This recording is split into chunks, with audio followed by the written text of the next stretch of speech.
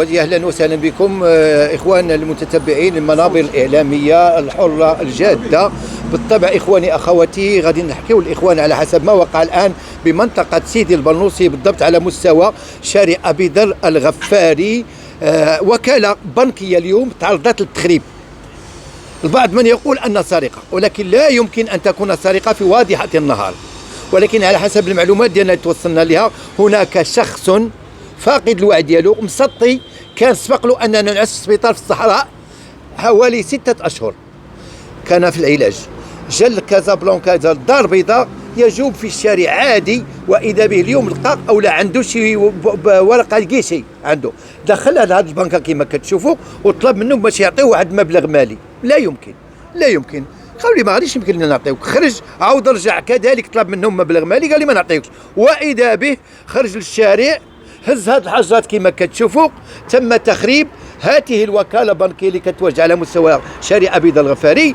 توجه للوكالة، ضرب البيبان كما كتشوفوا، ضرب الكيشي. هناك خسائر مادية كبيرة، خسائر مادية. دابا تقريبا ضيع البنكة في هذه المصاريف، حنا في حاجة للفلوس، ثم ضيع كذلك المواطنين الزبناء ديال هذه البنكة. خاص واحد المدة باش يتصاوب الكيشي، وواحد المدة باش يتصاوب هذا الباب ديال البنكة. إذا هنايا ما غاديش نبرروا حنايا هذه القضية باش نقولوا راه مسطي. حنا كنبنيو الدور ديال العجزة. حنا المغرب كيبني المستشفيات الأمراض العقلية، المغرب كيبني دور الايواء، هادشي كلنا كنعترفوا به. ولكن فينا هما هاد المسؤولين ديالنا اللي غادي يحتضنوا هاد الناس اللي هما متشردين، وغادي يحتضنوا هاد الناس اللي فاقدين الوعي. اليوم كما شفتوا ضرب بنكه وهرسها، وضرب كيشي. البارح كما شفتوا وحده تقتلت بوليدها في نفس المنطقه. ذاك النهار مسطي ضرب دريه بحجره قتلها. اذا واش حنا هاد الدور ديال العجزه وهذا الدور ديال الايواء وهذه المستشفيات الامراض العقليه لاش عملناهم؟ باش نحتضنوا فيهم هذوك الناس المصابين واضعف الايمان نخفوهم. كنشوفوا القيد بكل صراحه، ما كندويش انا على سيد البرنوسي، كندوي انا بصفه عامه. القيد كيعطي التوجيهات ديالو الجهات المختصه باش يتوجه هذاك المسطي الدور ديال الايواء ولا المستشفيات، واذا به كيمشيو يدقوا ليه برا ويخرجوه. ملي كيخرجوه كيشكل خطوره على المجتمع ديالنا مثل ما وقع الان. فهذه خطوره كما كتشوفوا، وهذا الشيء كيتكرر عندنا.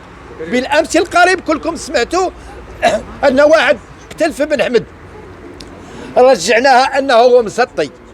ذاك النهار واحد قتل كذلك في منطقه ديال 3 الاولاد، سمعنا انه هو مسطي. وحنا على اللي قتل غادي نسميه مسطي؟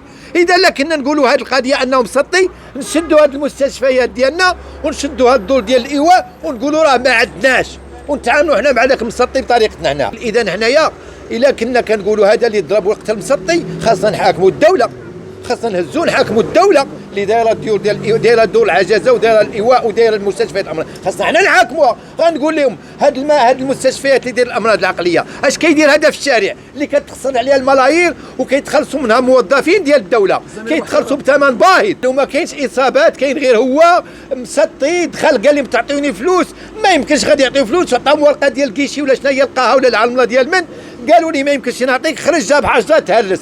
الان الدور ديال الدائره 34 حينما توصلت باشعار انتقلت الى عين المكان في اقرب وقت، واعتقلت الجاني ويوجد الان تحت الحراسه النظريه في انتظار تكمال البحث وتقديمه للعداله. ولكن هذا ليس مبرر، هذا ليس مبرر. ماشي غير اللي دار مصيبه كنقدموا للعداله وكنقولوا راه مسطي. يجب فعلا الحلول لهاد الاشخاص اللي كيشكلوا خطوره لولدي وولدك وولد الاخر وولد الاخر. هذا هو اللي خاصنا نناقشوه. عندنا مجتمع مدني، عندنا مجتمع حقوقي، عندنا دور، عندنا مستشفيات الامراض العقليه، عندنا ميزانيات كتصرف على المستشفيات باش يحتضنوا هذوك المصابين عقلانيا. ولكن عيبوا علينا درنا عمليه احصائيه كنلقاو في كل يوم كتوقع جريمه كنحملوا مسؤوليه مسطي. هو كما جاتنا معلومات من عند بعض الاخوان ديالنا هنا قريب للاداره، قال لك اسيدي راه مريض عقلانيا بطريقه باش كيتعامل بين لنا مريض،